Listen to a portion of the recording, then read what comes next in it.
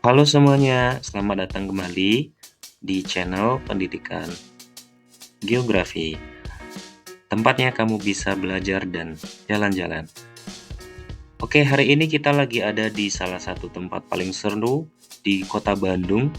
Buat kamu yang suka melihat alam, melihat bebatuan, dan juga sejarah, yap, kita ada di tempat yang sangat cocok, yaitu di Museum Geologi Bandung. So, kita akan bahas tentang litosfer atau kerak bumi. So, simak bareng-bareng ya. Nah, sekarang kita bahas litosfer nih, teman-teman. Sebenarnya litosfer itu apa sih? Teman-teman udah pernah dengar belum istilah litosfer ini?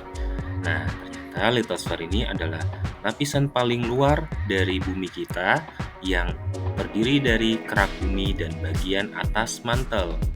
Nah, lapisan ini tuh kaku, teman-teman, dan sifatnya padat, jadi keras.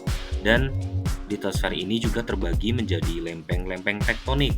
Jadi, kita sebenarnya sedang berpijak kepada lempeng-lempeng yang selalu bergerak. Nah, litosfer inilah yang jadi dasar dari semua daratan dan dasar lautan yang kita injak. Nah, ada berapa sih jenis kerak bumi itu?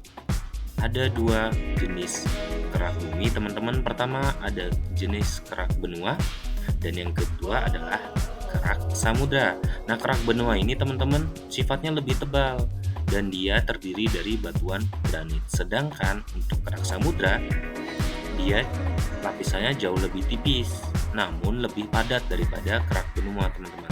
Dan ini terdiri dari batuan beku basalt yang sifatnya asam, teman-teman ya. Nah, tadi kan sudah dibilang nih, untuk litosfer itu terdiri dari dua jenis kerak, yaitu kerak benua dan kerak samudra. Nah, sekarang kita bahas nih, kan tadi katanya litosfer itu terdiri dari lapisan batuan. Nah, batuannya itu apa saja sih? Ternyata, teman-teman, batuan yang kita lihat selama ini itu ternyata terbagi jadi 3 jenis. Yang pertama adalah batuan beku, batuan sedimen, dan juga batuan metamorf. Untuk batuan beku sendiri ternyata terbentuk dari magma yang membeku, makanya disebut dengan batuan beku. Yang kedua adalah batuan sedimen. Nah, batuan sedimen itu adalah hasil dari pengendapan, teman-teman, dari partikel-partikel batuan yang lain. Jadi, batuan sedimen itu hasil akumulasi ya, teman-teman ya. Hasil akumulasi dari pengendapan materi batuan lain. Dan yang terakhir adalah batuan metamorf. Batuan metamorf ini adalah batuan yang asalnya adalah batuan beku dan sedimen, tapi Pembentukan terjadi perubahan strukturnya akibat dari tekanan dan pembekuannya suhu terjadi di dalam tanah gitu ya, dia semakin semakin dalam semakin sedimen basah. dan Nanti ketika yang berubah dia akibat keluar ke permukaan, prosesnya jadi dia yang akan mengalami semakin perubahan asam. bentuk bukan hanya pada Transisinya seperti kubu-kubu ya, ini, dari basah ternyata ultra batuan basah. itu juga bisa Jadi berubah. ini batu obsidian yang Nah, setiap batuan ini punya ciri khas tersendiri, sebagai bahan teman-teman, akibat senjata dari proses di terbentuknya.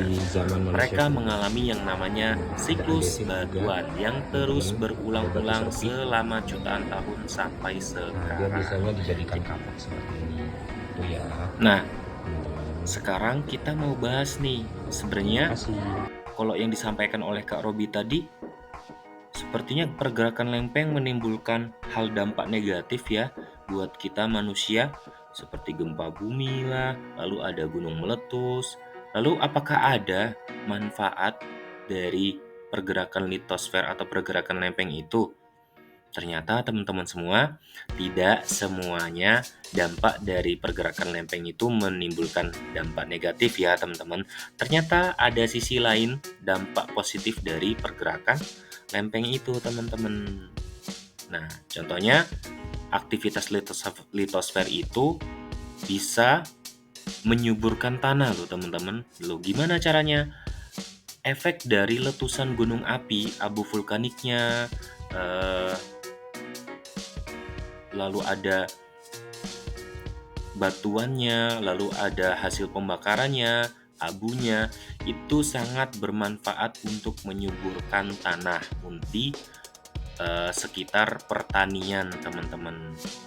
Ya, jadi kalau kalian menanam suatu tanaman gitu ya, ketika diberikan abu vulkanik gitu ya, atau abu hasil pembakaran lah katakanlah seperti itu akan menyuburkan tanaman tersebut, teman-teman. Selain itu juga hasil dari batuan tambang dan mineral gitu ya yang didapat di wilayah vulkanik itu juga bermanfaat, bernilai ekonomis untuk masyarakat sekitar, dan juga jangan lupa bahan bangunan gitu. Jadi beberapa bahan bangunan itu menggunakan material hasil dari pergerakan lempeng, teman-teman. Tapi tetap ingat teman-teman, kita harus waspada terhadap bencana alam seperti gempa bumi dan tanah longsor juga termasuk, dan juga gunung api meletus. Ini nol ya, So, ya. Ini kan stay laut aware ya. teman-teman semua. Kita Nol. harus Ini bisa berarti katakanlah 50 meter. memanfaatkan Jadi sepanjang apa yang garis ini diberikan 50 alam, meter. tapi juga harus waspada. MDPL. Makanya kalau di stasiun Suatu-waktu bencana ini alam nol ya, terjadi. ya. Ini kan laut ya. Ini nol. Ini berarti katakanlah 50 meter. Jadi sepanjang garis ini 50 meter. Nah, sekarang kamu udah tahu kan Makanya apa kalau di itu stasiun litosfer? ini nol ya, Pertama, ya. Ini kan laut ya. litosfer Ini adalah lapisan luar ini berarti bumi yang katakanlah keras, 50 meter. Jadi tersusun sepanjang garis ini atas kerak 50 dan meter. mantel atas, dan MDPL. juga Makanya kalau di terbagi stasiun menjadi lempeng tektonik yang terus bergerak. Pergerakannya juga ada 3, teman-teman tadi ya. Ada divergen, konvergen, dan juga transform. Dan gerakan litosfer ini juga yang menyebabkan gempa bumi, gunung api meletus, dan juga proses pembentukan sebuah pegunungan. Dan yang terakhir, gerakan litosfer ini juga memiliki dampak positif dan juga dampak negatif bagi kehidupan kita manusia.